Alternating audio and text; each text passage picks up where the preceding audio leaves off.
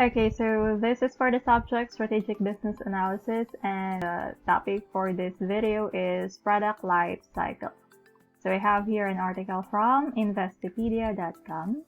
So to begin, definition of product life cycle.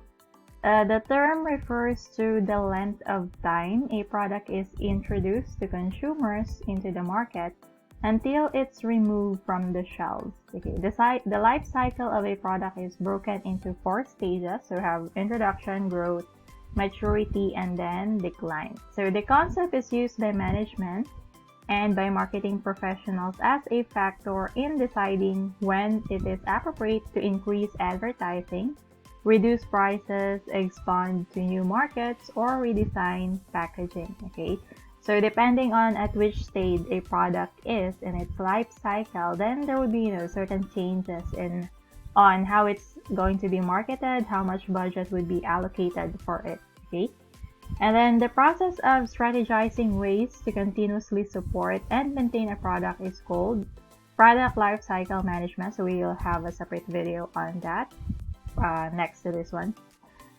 Key takeaways: a product life cycle is the amount of time a product goes from being introduced into the market until it's taken off the shelf. So essentially, diba, from the very beginning to the end, beginning, develop yung product, and then it's introduced to the market, introduction. And then, of course, until tawag dito, yung ma-obsolete na siya, hindi na siya mabenta, or meron na siyang mga tipong mga substitute products, or meron ng other products much better than it. So, it's no longer viable or marketable, or hindi na nabibili. There's no more demand for the product kasi meron ng new ones, right? So, until the end of its life cycle, hanggang dun lang yung product life cycle, okay? So, the introduction and then the decline/death of the product. So 4 stages, again, introduction, growth, maturity, and then decline. I think at the latter part of the article, it will be discussed. And then the concept of product life cycle helps inform business decision-making from pricing and promotion to expansion or cost cutting. Normally, kapag introduction pa lang, yun yung normal pricing, or sometimes discounted na rin agad. And then during the growth, ayan, yung tipong medyo pwede mong taasan ng konti ang kanyang pricing until the maturity. And then normally kapag nasa decline na, ayan, ginagawang discounted na ulit yung prices ng product. Okay, and then with regards to spending naman on marketing, so of course, introduction, growth, pinakamalaking gastos syempre sa introduction. And then kapag nagkaroon na siya ng growth, medyo pwede nang bawasan ng konti ang budget niya, no, for the advertising. And the maturity, mas pwede nang, mas konti pa kasi specialized na lang yung marketing niya. Then sa decline, normally you don't bother advertising anymore kasi wala na yung product, right? And then with regards to other expenses, so of course, during introduction, growth, maturity, andyan talaga yung pinakamagastos, ginagastosan talaga yung product to, improve, to ensure quality, and then to let more people know that the product exists. Okay, so essentially, what do you call this? Knowing the product life cycle would also help in the decision-making process of the management. Newer, more successful products push older ones out of the market normally, right? But of course, this isn't the case for, basic commodities, basic necessities, kasi sila talagang there's essentially no decline kasi, basic necessities. But for other products na mayroong possibility of substitution or may possibility of being improved to better products, then normally they do have the decline. Okay, how product life cycles work. Products, like people, have life cycles. A product begins with an idea, and within the confines of modern business, it isn't likely to go further until it undergoes research and development. So, andun yung process kung paano nagsisimula yung isang business din, or isang product. Of course, it has to be researched and it has to be developed, yung prototype. Especially kung physical product, merong prototype pa siyang ganyan. And it's found to be feasible. So, again, may study dapat, to make sure that this is a product that would be received well by the market. and potentially profitable. At that point, the product is produced, marketed, and rolled out. So kapag, na-check na viable, feasible naman, magiging profitable naman at some point. So, saka pa lang i-produce yung product, tapos pag na-produce na, ma-market na din, and, being thrown into the market already. As mentioned above, there are 4 generally accepted stages in the life cycle of a product: introduction, growth, maturity, and then decline. Introduction phase generally includes a substantial investment in advertising kasi hindi pa nga siya kilala, so you have to spend more on advertising and marketing campaign para, malaman ng tao na nag-exist yung product. And of course, normally when you do advertising, andyan yung you're informing the public the functions, the benefits of using the product. Okay? So focus on making consumers aware of the product and the benefits. Sa growth naman, if the product is successful, it then moves to the growth stage. Dito, nagkakaroon ng growing demand, maraming bumibili. An increase in production kasi, growing demand, kailangang supplyan yon, pantayan. And then expansion in its availability. Okay, kung dati, pinaproduce nyo lang for a certain area, being offered on a certain area, if it's being received well, then pwede nyo namang i-distribute on a larger scale, right? And then we have maturity. This is the most profitable stage, while the cost of producing and marketing decline. Okay, kasi, cost of production bumababa kasi you have your learning curve already, tapos, in a way, alam mo na kung aling materials ang much better gamitin through the, the previous stages na pinag-aralan nyo rin naman yan or napagdaanan nyo, na-experience nyo, and you found out what's best for producing the products. That's how you're able to reduce the cost. Okay? And tapos, marketing cost decline kasi, kilala naman na yung product, alam na ng tao, so there's not much need for you to spend much on marketing. Okay? So in that case, since nare-reduce yung cost and expenses, then it really provides a higher profit margin for the business. Okay? And then lastly, we have the decline. A product takes on increased competition. Kasi normally, pagdating dito sa growth stage saka sa maturity, meron ng other companies na, nakatingin at nag-iisip na ng ano kayang pwedeng ipangtapat natin dyan. Mag-develop kayo ng ganong product, pero syempre, much better dapat, right? Add more functionalities, create more benefits for it. So, yun.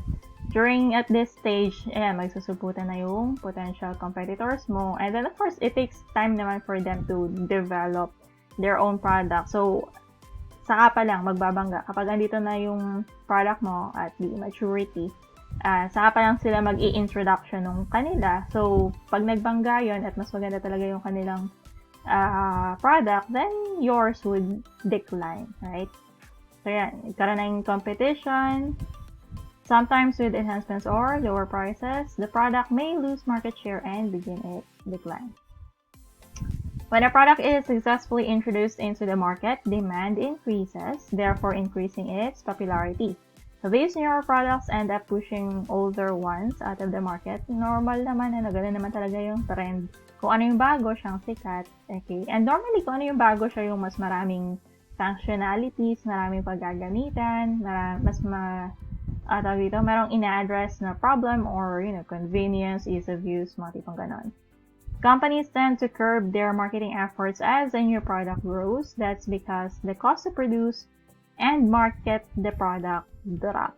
When demand for the product wanes, it may be taken off the market completely. Okay? Kapag wala na talagang market for it or demand for it.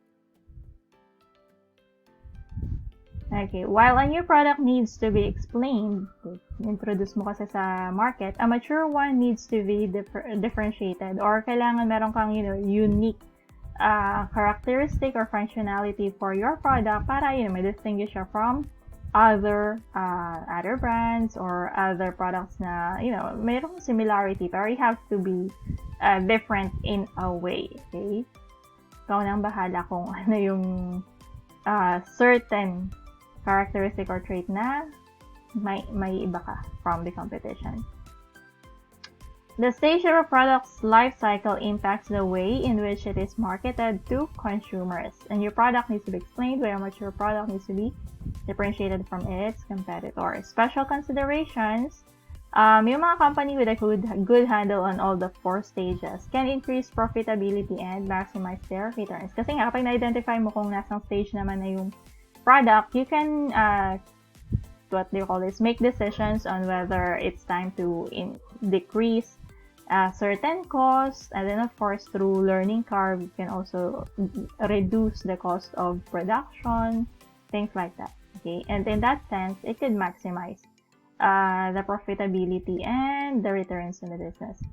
Those that aren't able to may experience an increase in their marketing and production costs, ultimately leading to the limited shelf life for their products. So if there are instances, merong mga companies na hindi naman minomonitor or they are not interested in knowing the life cycle of their product. So, ano nangyayari? From the very beginning up to the end, pare-pareho lang yung amount na in-spend nila on advertising, on marketing, and promoting their products. Tapos, discounts all throughout. Hindi na rin nila binabase doon sa stage ng life cycle ng product, and sometimes that could lead to not optimizing the benefits na makukuha sa company, kasi there are certain stages na pwede na dapat na bawasan yung certain cost or expenses, right? And of course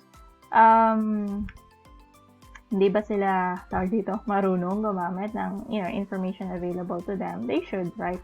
And in that sense, kapag available naman yung information, again, better informed decisions ang kanilang magagawa. Alright, so they should really use the information available to them.